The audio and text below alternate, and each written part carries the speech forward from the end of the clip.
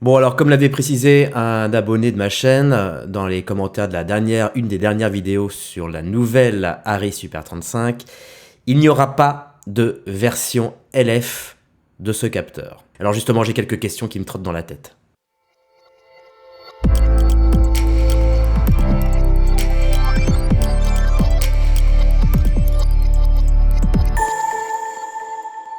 Donc encore un article de chez ymcinema.com, très intéressant, qui précise lors d'un petit entretien avec les gars de chez CVP et Harry qui ont précisé que, que le Aleph numéro 4, donc il y avait le Aleph 3 qui a fait toute la collection de chez Harry, de l'Alexa classique à l'Alexa Mini Aleph, et donc le nouveau chapitre Aleph 4, où on s'attend à une nouvelle continuité dans ce nouveau capteur, eh bien on y apprend que malheureusement il n'y aura pas de capteur LF, et que ce capteur Aleph 4 ne sera que du Super 35.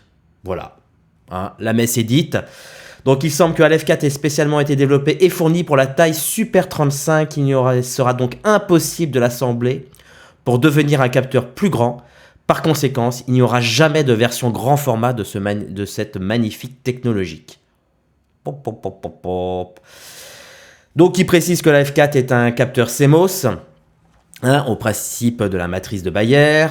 Il y a une résolution de 4608 par 3164, un pas de photosite de 6 micros 0,75, une zone d'image active de 28 par 19,20 et un cercle d'image de 33,96. Je vous rappelle que les optiques Super 35 couvrent un cercle d'image de 32 mm.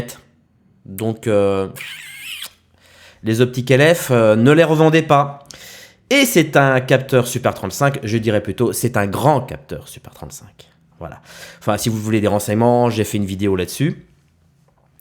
Alors justement, moi j'ai une petite interrogation là-dessus, mais on va le voir après, Donc là, ils ont fait des essais assez concluants quand même, entre une Mini LF et une Alexa 35, sur lequel ils l'ont surexposé de 7 diaphes 1 tiers. Donc on voit ici évidemment le manque de texture sur la partie K-Lite du visage, qui fait ce blanc aplati, grisé, enfin avec plein de manque de texture, alors que sur l'Alexa 35, on y gagne visiblement encore de la dynamique, tant mieux, et on y voit aussi en termes de, alors là c'est sous-exposition de cette diaph, donc on est vraiment dans le pied de courbe, moins 7 de diaph. Alors il paraîtrait, ça j'ai pas encore bien compris, j'attends de voir un peu des tests, mais qu'ils ont développé un système d'algorithme, je sais quoi, qui permettrait de pouvoir restituer encore des informations dans le pied de courbe, tel qu'on peut le voir ici sur l'exemple avec l'Alexa 35, où on voit quand même qu'on a une image quelque peu présentable par rapport aux deux autres, entre l'Alexa Mini et la Mini LF. Et tout ça pour nous dire que l'assemblage est physiquement impossible en raison de la conception spécifique du capteur. Par conséquent, il n'aura pas de grand capteur.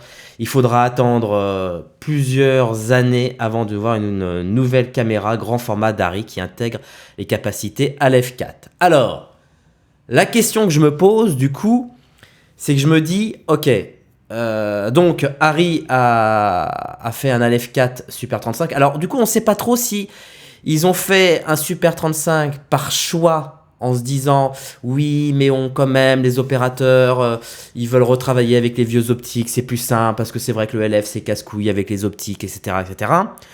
Ou alors c'était parce que technologiquement, c'était pas possible d'évoluer autrement. Donc ça, c'est ma première question. Et ma deuxième question, c'est que je me dis, bon, l'Aleph 3 a fait du classique jusqu'à la Mini LF, donc quand même 12 ans d'évolution de caméra. Il y a eu la classique, l'Alexa Plus, la XT, la SXT, la Mini, la LF, la Mini LF. Donc il y a eu plein de caméras qui se sont sorties, qui se sont développées. Donc je précise que la Mini LF, c'est 2 fois le capteur de la Mini. Et l'Alexa 65, ah oui j'ai oublié ici l'Alexa 65, l'Alexa 65 c'est 3 fois la taille du capteur du Mini. Donc je me dis, bon, Entre-temps, entre l'Alexa classique et l'Alexa Mini, ils se sont un peu cherchés au niveau de l'ergonomie. Donc il y a eu quand même des évolutions qui ont justifié le fait de sortir peut-être les 2 ans, 2-3 ans, une caméra, quoi. Mais alors du coup, si l'ergonomie, on est OK. Si la taille de capteur, bah on n'a pas le choix. C'est comme ça, c'est du Super 35. Alors, ça sera quoi la prochaine caméra de chez Arri? Qu'est-ce qu'ils vont pouvoir faire de plus? Sachant que l'ergonomie, à mon avis, ne va pas changer, le capteur ne va pas changer. Bon, on va pas rajouter un petit bouton à gauche et à droite. C'est quoi la suite? Et je me dis, est-ce qu'on serait vraiment pas arrivé vraiment à l'épaule de courbe de l'évolution des caméras numériques cinéma, tel que j'avais déjà fait une vidéo précédemment en spécifiant que très sincèrement, là, on avance à poil de cul. Il n'y a plus grand chose à réinventer. Et donc, voilà. La Lev 5, peut-être, je sais pas. Si vous avez des idées, n'hésitez pas à en faire part dans l'espace commentaire.